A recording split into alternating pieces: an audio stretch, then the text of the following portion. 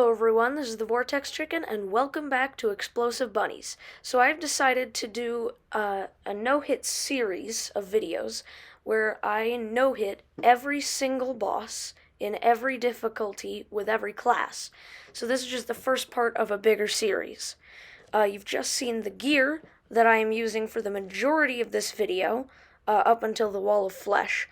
And so starting off with King Slime, it's a very easy boss, definitively the easiest in all of the game, and I find that sometimes I'll even accidentally no-hit this boss. So the only reason I couldn't keep consistent damage on it was that I didn't have a clear shot because it was down on the ground instead of on my platform. Anyway, this boss only took one attempt, especially because the mini shark is overpowered. And now, let's get on to the Eye of Cthulhu. This boss is also pretty easy, and if you're skilled enough, you might accidentally no-hit it. Again, using the mini shark with tungsten bullets, pretty overpowered, and this went even more quickly than King Slime, because I constantly had a clear shot at the Eye of Cthulhu. Anyway, this also only took one attempt. And now let's get to the Eater of Worlds. This actually took two attempts because the first attempt it wasn't lined up perfectly like you see it is here, and, well, when it was lined up correctly, it was amazingly fast. Anyway, for this I am using the Demon Bow with Jester's Arrows, which is actually very overpowered for this boss, and it used to be even better when Jester's Arrows didn't have damage complications, but it is still very fast. Getting onto the Brain of Cthulhu, this only took one attempt, and I was pretty surprised actually, because I've actually struggled in the past with Brain of Cthulhu, but I've just realized how much of a difference an above-ground arena actually makes. I am using the Tendon Bow with Jester's Arrows, which again used to be better, but they're still very good, for the creepers. And then for the brain itself, I switched to a mini shark, because even though the gun itself has no knockback, it fires so quickly that the bullet's knockback is actually amazing, and I can basically just tank the Brain of Cthulhu without it hitting me, because of the extreme knockback. Now this is where it gets very hectic. Queen Bee was by far the hardest boss in this challenge. It actually took me 14 attempts to beat Queen Bee.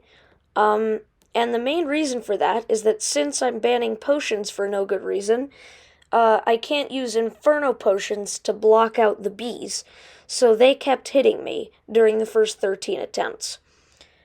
And so I ended up switching to meteor shots to deal with the bees with their piercing, and it turns out that the mini shark no longer has invincibility frame problems with the meteor shots, so that's completely fine.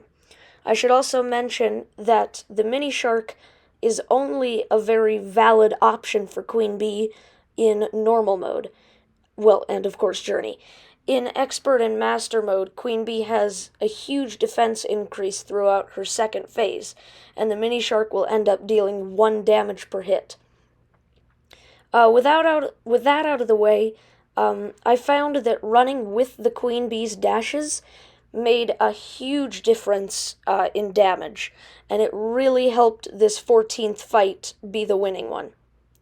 Now for Skeletron, this is a very easy boss. I feel like it needs a buff really across all difficulties. Anyway, this took 2 attempts using the bee's knees. It should have only taken 1, but the first attempt it literally spawned on top of me, which I did not know was possible. Anyway, the bee's knees is overpowered, and Skeletron eventually went down.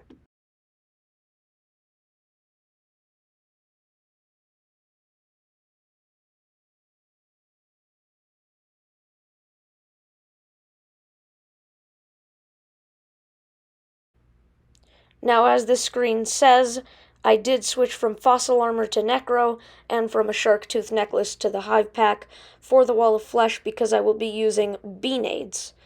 And Beenades, of course, now deal range damage as of 1.4. And I'm also using one-way walls with hoiks, so that I can throw my Beenades through the walls, but the Wall of Flesh's lasers can't hit me through the walls.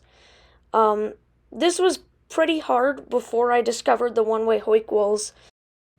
It ended up taking 5 attempts, but the attempt that you are seeing, the victorious attempt, was only the second attempt with this setup with the one-way hoik walls.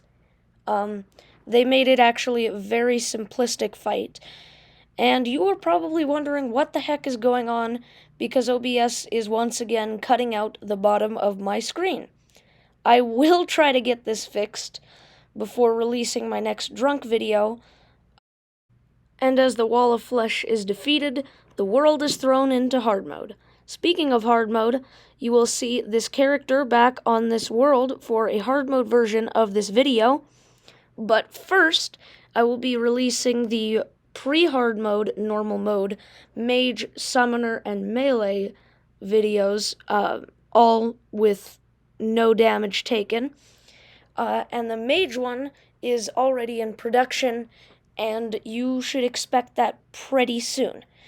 Anyway, with that out of the way, if you enjoyed the video, please leave a like and consider subscribing to Explosive Bunnies, and maybe even joining our Discord server to influence what videos we will be uploading.